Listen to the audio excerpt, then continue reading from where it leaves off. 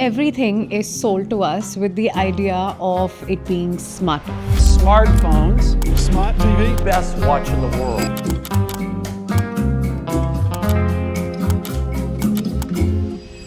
You know, smartwatches, smart phones, smart TVs, smart investments. And come to think of it, smartness over here is used like a concept more than a skill or a trait. And we constantly keep updating. We update our softwares, we optimize our time, we update our devices. But have you ever stopped and thought to yourself, what does being smart mean? I think that sometimes when we think of a smart person, we end up categorizing them as someone who is good with numbers, who is great with calculations, who knows a lot of concepts, who's very quick in everything.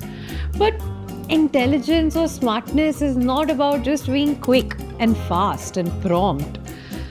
Smartness is more defined by someone who is also good at pattern recognition. Because smartness is not just fast thinking, it's not just being fast, it's not just being quick. It's all about observation. It's about knowing when something is not making sense anymore. It's about being honest enough to know when to change your old thinking when it's not working for you. It's all about unlearning. And this is why smart people oftentimes feel more lonely.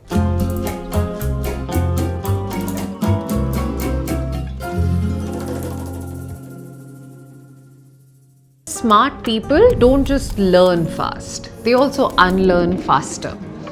They know when a belief system has expired. They know when a relationship is purely running on habit, it's not running on truth. They know when they've outgrown a version of themselves. Some people take 10 years to process something that they might end up processing in one, because letting go in itself is very frightening. You know, growth is not just intellectual, it's also psychological. Stay with me over here. Every time you have growth, you lose familiarity. You outgrow conversations, you outgrow people, you outgrow places. Growth is not glamorous. You don't wake up feeling enlightened. You oftentimes actually wake up feeling pretty confused, or even disconnected, tired. Especially in a culture like ours, in India, this feels stronger. We are raised to maintain roles. We are raised to maintain harmony, to adjust, to not disrupt the dynamic, don't go out of line. So when your worldview expands and your boundaries shift and there is a change that comes within, it's not really pretty. It doesn't really make you feel superior. It's actually quite the opposite. It makes you feel out of rhythm. All the smart people will relate to this, but this is the tricky part. If you're not careful, loneliness can turn into frustration. And frustration quietly hardens the ego. You start thinking that maybe I am more, maybe this is more. But that isn't wisdom. That's just hurt trying to protect itself. Now here's another layer that people don't talk about. Society loves smart people. But only in certain manners. You're expected to perform. You're expected to solve. You're expected to lead. You're expected to explain things. If you're smart at school, you're expected to have good grades. If you're smart at work, you're expected to deliver. If you're emotionally aware, people end up thinking that you will be regulating everybody around you. You're expected to understand. They come to you for advice. They rely on you to make sense of situations. But rarely does anybody ask how this smart person is internally processing everything. The sad truth is that smart people are often expected to give clarity while sitting quietly in their own confusion.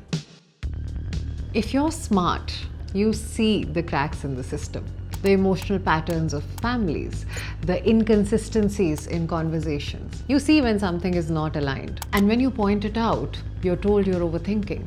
You're too serious, you're too sensitive. So you start editing yourself. You start making yourself smaller. You start simplifying your thoughts. You start laughing on things that you don't find funny.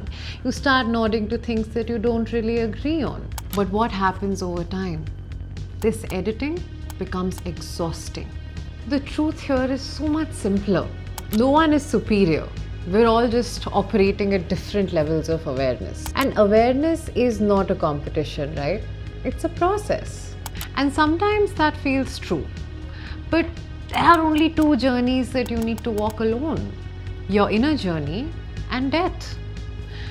Everything else, love, joy, service, meaning, healing, that requires people. No matter how self-aware you become, you are still a social being. You still need connection. Isolation is not enlightenment. Oftentimes, you're just protecting yourself. Being smart is often being uncomfortable with yourself. And why?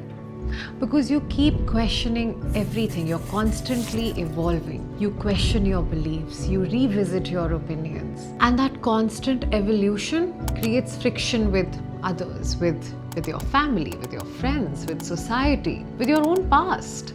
But here's something important. Growth was never meant to isolate you permanently.